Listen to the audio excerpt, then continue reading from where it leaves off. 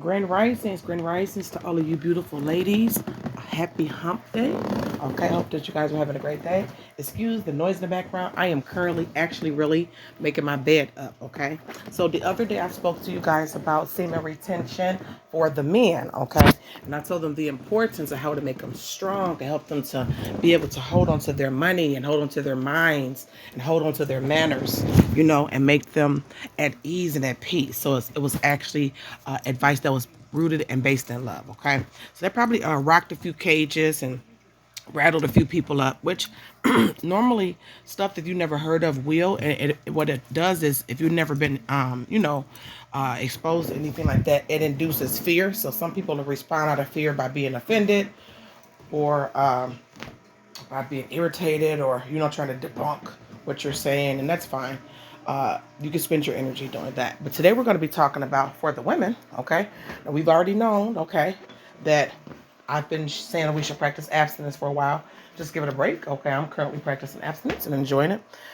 There is something that we can start doing physically and spiritually for our vaginas and our wombs. There's not only a set of prayers and meditations you can go about as far as to release soul ties and release yourself from people that you are not equally yoked with, you know what I mean? And ask for forgiveness, to be humble, to ask for forgiveness. There's also some physical things that we can do. Okay, so I will start out by saying I am not a doctor. Okay, I am not a doctor. All right, so always go to your OBGYN. I love mine. She's great. Okay, and I've spoken to her actually about many of these things. Okay, and she always finds them very fascinating. So I love doctors like that, people that are actually credentialed in the, especially in the Western, as far as we consider academia. Okay, as far as the OBGYN. And I love the fact that they can be open to understanding more of the holistic side of things. I'm a little bit of a half breed. I love me some holistic and I love me some medical as well. And I also love some spiritual. Okay. So maybe I'm a tri breed. Okay. I love all of it. I love being able to pray and remove things, the men and our soul ties to them, to our woman, to our vagina, and to our body parts, and to our mind, right? And then doing meditations to visualize those things. But I also love to, I'm also an advocate of going to get tested, okay? I'm also an advocate of going to get tested. I have a clean bill of health, okay? I went to get tested, all right? So everything is fine there. You want to go to your OBGYN, you want to make sure you don't have HPV. Check for all of the, if you're sexually active. And even if you're not, you still want to go get checked for all STDs, STIs. Okay, you want to make sure you're getting your pap smears, checking to see, especially for ethnic women, to see if we have any problems with endometriosis or fibroids. A lot of times, African American women and Latina women, okay, they go to the doctor a little bit too late. Okay, so we can catch those things. And then you want to know your family history too. I know a lot of our aunties and our grandmamas and our mamas in some cases are really, really, they're like, sometimes they can be, especially in the African American communities, they're really like hush mouth. You know what I mean? If you ask them about their medical history. I don't know about you guys' family, but where I come from in the city, a lot of the women had to harden themselves to be like single moms, or they were abused tremendously. So it kind of put like a little barrier. They have to put that up. So, be respectful, but ask them, hey, what is our history as far as like medically when it comes to women's health? Does fibroids run in our family? Does some certain type of cancers run in our family? Do we have unproven pelvises in our family? And what was the history of the birthing? Did everybody have to have cesareans? Or oh my goodness, did everybody have to have cesareans? Okay, sorry guys, my child was here trying to steal some jello. Did everybody have to have cesareans, or did everybody, did they have natural births? And if so, do you have any advice? It's always important to humble yourself before the elderly people in your family. Thank goodness I was lucky enough, okay, growing up, that I would have my mom and my grandmother and my aunties. They were open about things, that was going on down there. And then I saw them go through certain processes, okay, which some of them you might have to deal with yourself, and some of them it might not be to the severity. And thank goodness that's my case, okay? And you always want to make sure, okay, that you get your diagnostic test done, okay? If you feel fearful, you can go and pray to the Most High. You can go to your spouse or your partner or your friend or, a trusted person that you like to talk to and talk to them about, hey, I'm a little fearful. I got this test and da da da. But they're important. It's important to get your mammograms. Okay, I got my mammogram. A lot of people say, well, you don't have to get that stuff done till you're 40. Baby, I was already on it. Okay, because I have certain histories in my family, and I just wanted to make sure, and there's certain stresses and things like that. You want to make sure everything is panned out, and that's not just your women's health, but that's what we're talking about today. That's also help all around. If you need to go see, any type of specialist for anything, mental health, all of that stuff is very good and it's very important for women to do. And I believe that's a part of self-care. Okay, we're not jumping on any trends. Okay. All right. Which, some trends are actually good. Some trends have some truth in them. Okay. I'm going to say that again. Some trends have a level of truth in them. And it's not nothing for, I notice people are, especially in the Americas, they're really black and white. Like it's either this or that. And don't add into the religious people. And you guys know I grew up that way. Okay. I even went to seminary for a little bit. So they're very black and white when it comes to things like this, either this or it's that. And I'm fine with that. They have to, believe at the level that they are at, but they kind of look at things through a narrow lens, even when it comes to some sciences, believe it or not. Some levels and some denominations of Christianity demonize like certain sciences. They used to, anyway, okay, especially when it came to like women's health. You know what I mean? So you want to make sure you go to the doctor. Okay, I want to make sure I am reiterating that. You go to your OBGYN. I am not an OBGYN. I have worked for one though, okay? I did my residency working under OBGYN in internal medicine, and I worked at one that had several different types of specialties in one building, which I thought was really, really great. And I would go from department to department, working up under the nurses and the head nurses and working with doctors. So I have worked with the OBGYN, and then I turned around and was a manager in the OBGYN, as well as a pediatric clinic. Okay, so that's what I did, all right, when I came out of school. So I have seen both sides of it. And I also, okay, have my grandmother, my late grandmother. She was into herbs. She loved herbs. She was a gardener. And it just comes naturally to us. So most people say, oh, it's witchcraft. And listen, relax, okay? Relax, relax. And you can't just look at something from one person's culture and say this is the entirety of everything. That's like crazy. You know what I mean? So, no offense, but it is. It's like the story of Noah, right? When they said it was going to rain and there was a great flood. There's actually a story like that all around the world, but with different names and characters. So I'm not going to disrespect someone's culture if they heard of the story of Gilgamesh and be like, no, it was Noah, because that way you're kind of like turning people off a little bit. And if that's someone else's approach, that's your approach, you know what I'm saying? But that's not my approach, okay?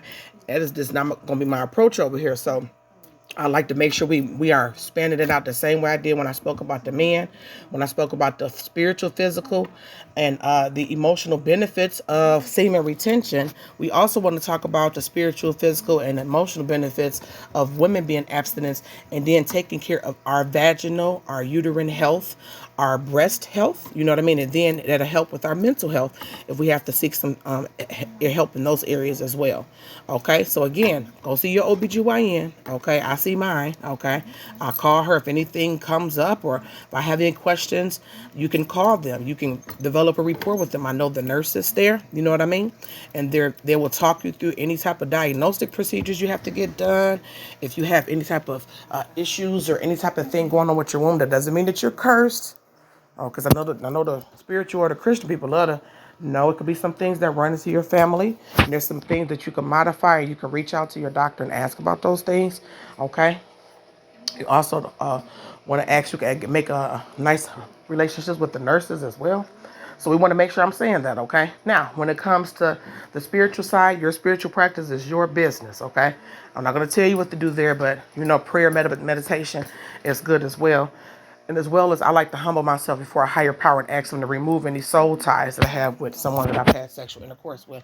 And that can be from the past because I have not been in a relationship for 9 years. Okay? Well, almost 9 years, coming up in a few months. So remove any soul ties from those people. You'd be surprised that residual stuff can kind of stay over. You can have soul ties with people that you didn't have sexual intercourse with, but, the majority of the time is really strong through sexual intercourse, okay? So those are things you want to clear up, all right? You want to make sure you take care of your medical side. no STDs, STIs, your spiritual side, no STDs, spiritual transmitted demons. You know what I'm saying? You want to get them up out of there. And then you also want to take care of the physical side. You know, when you sleep with different men or sleep with a man or a woman, okay, and they tell you they sleeping with you, but they might be sleeping with other people, it could throw your pH and stuff out. We know this as women. There's nothing to be ashamed of. Be like, oh my God, no, it's nothing to be ashamed of. Okay, if there's a smell or a fishy smell, you definitely need to go to your OBGYN. It could be BV, bacterial vaginosis, okay? It could be, unfortunately, like an STD, okay? A curable or incurable one. It could be, you know, your pH is off. You know, just any sorts of things going on. And they can give you some practical advice of things that you can kind of try that will help you in that area, okay? So, some things that people do, which I know a lot of people are saying, this is trending with yoni steams and demonic. Yoni means womb, okay? It means vagina, all right? Some people call it V-steams. It's like a plan of words. Some people, you know, it's like semantics. People will argue that you down to semantics, because this is an offended culture. Remember I told you guys that the other day. Whew, they'll get offended because I told the men to do semen retention with this. That's something good for their health. You should even tell your husbands that when you guys fast, especially you religious people, when you're married and you're with your man or your woman or whatever, you should tell them to fast and they should be practicing semen retention then. So it's not something that's demonic or stay woke. No. It says you fast and pray, right? So when you fast and praying, you should be abstaining from sex. At least that's the way I learned at Jew Missionary Baptist Church in Detroit, Michigan, and that's Second Ebenezer Baptist Church in Detroit, Michigan. That's what I learned with fasting. You're supposed to withhold yourself from your spouse. So it could be a 1 day, 3 day fast, 7 day fast, 21 day fast. That's semen retention. It's just a play on words, guys. Relax. Now, I do understand that some cultures and some groups of people of races will take a certain practice or practices and they will dedicate them to their gods and their culture. And that's, I'm not going to say it's none of my business, but that's not for me to be speaking on if I'm not really understanding of that, okay? I would like to listen to hear a person out and then say, well, that's between you and whatever decisions you choose to make, but whatever, as far as my belief, this is what I believe. You know what I'm saying? So when it comes to women, and a lot of people said, oh, the yoni steam and the vaginal steam, and this is demonic. No, it's been done for thousands, probably millions of years. We probably had the Neanderthals was probably doing this. Okay, and it's not just from one culture. There is, again, I said there's certain practices that certain cultures take and they use it for certain meanings. There's not just one culture that has just done this. So you can't, narrow-mindedly look at something and demonize a practice because you see one culture using it in a certain way. You know what I mean? Like in Americas, they look at Sunday as the rest day and going to church. Okay, well, some cultures believe in Saturday is the day of going to church and resting. You understand what I'm saying? So they going demonize Christians like you guys is wrong, and that happens. That's a real thing. But I'm not about to get into the spiritual religious wars, okay? Because I ain't got no time for those type of problems. Those people get real serious, okay? All right, ain't got no time for that. But when it comes to these type of practices, as far as like womb care, womb healing, womb meditation, womb prayer, these are not demonic practices. Hannah prayed to have a child. She was praying for fertility. Yeah, that was Hannah. Remember the story? Go look up Hannah Panay in the Bible. Hannah prayed. This is for the Christians, okay? Hannah prayed to have a child. That's fertility. And she would pray so much and so fervently and so obsessively and so passionately that the priest, who was, dwelt among the presence of God as supposed to, and was used to prayer, thought that she was drunk. Well, I wonder what type of prayer she was doing. She must really got lost and caught up in her desire and making her petitions and her emotions before her higher power. So that's nothing that, am I going to judge? No. So that's her avenue of asking for fertility of prayer. Another person's avenue, also mandrakes are in the Bible. Let's go to Rachel and Leah, right? You know the story of Jacob, right?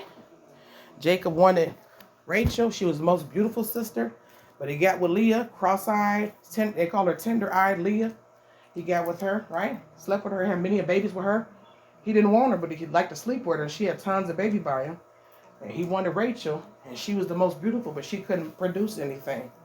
Okay? And Leah and Rachel used to argue over Jacob. Go look it up. And so Leah said, hey, you want to try to borrow my husband for the night? And she gave Rachel some mandrake root.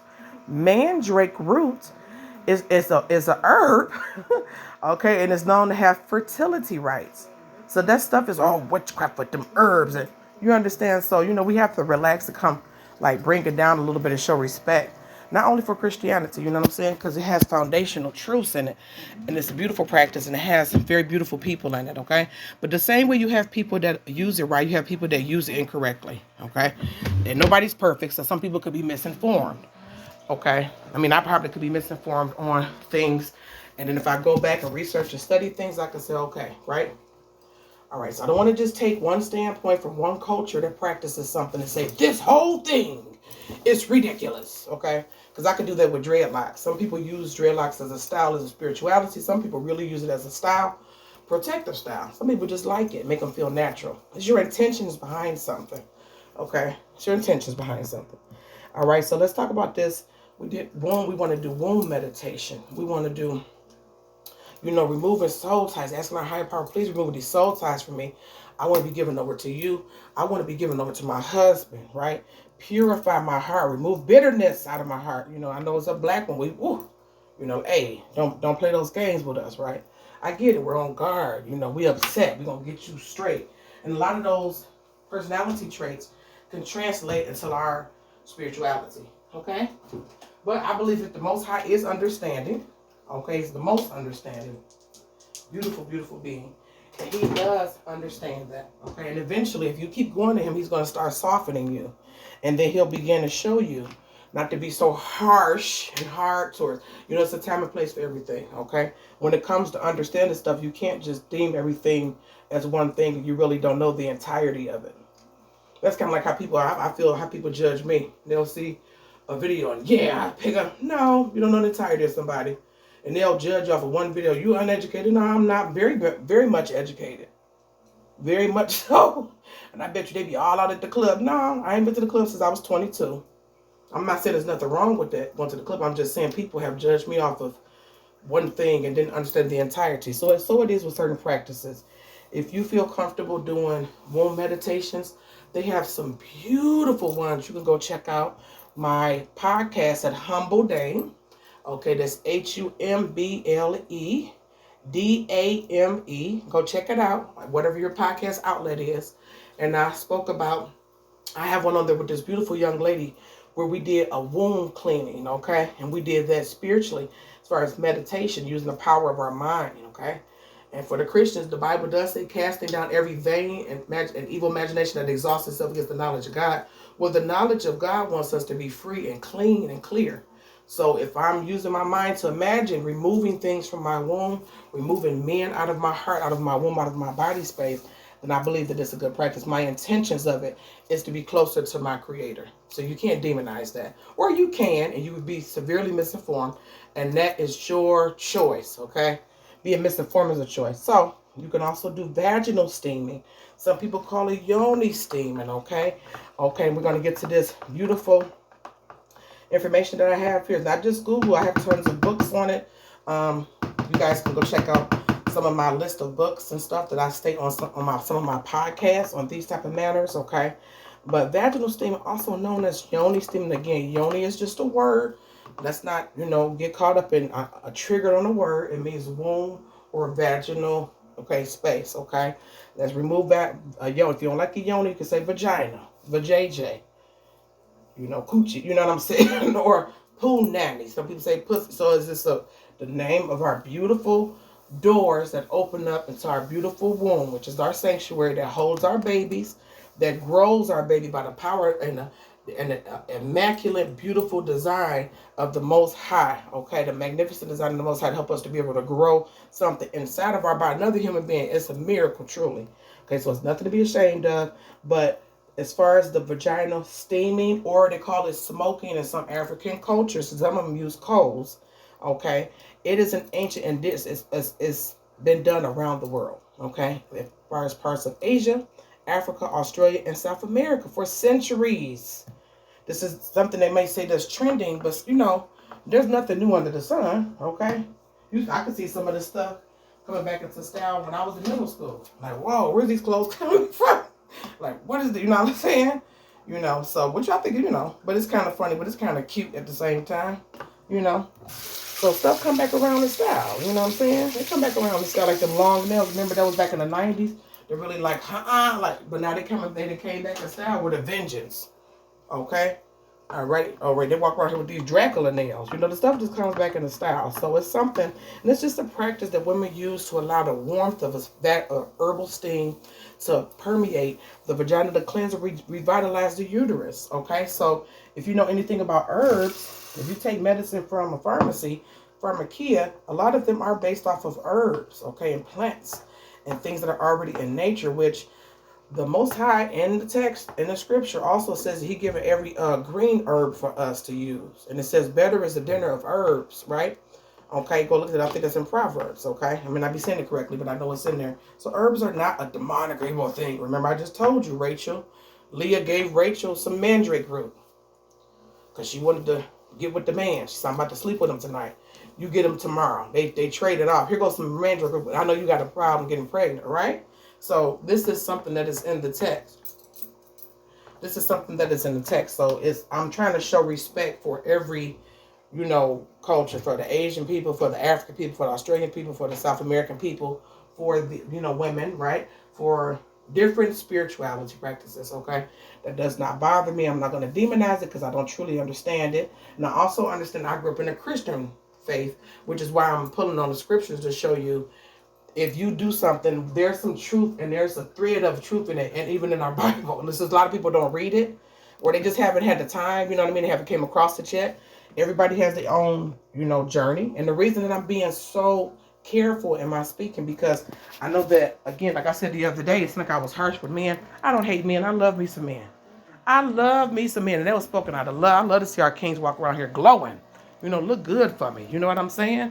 Look good for your woman, And that's for married men, too. You should practice semen retention every now and then, And then whip it out, and the marriage bed is undefiled, and enjoy yourself. I have to say it like that because they needed a reality check. Whereas with the women, we always get beat down and beat on by men and by women, okay?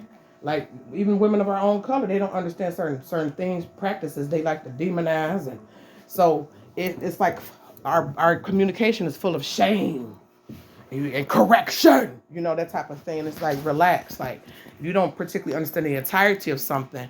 You can have your opinion because everybody has an opinion, like everybody has buttholes, but that don't mean that you're necessarily correct. Nobody is always correct.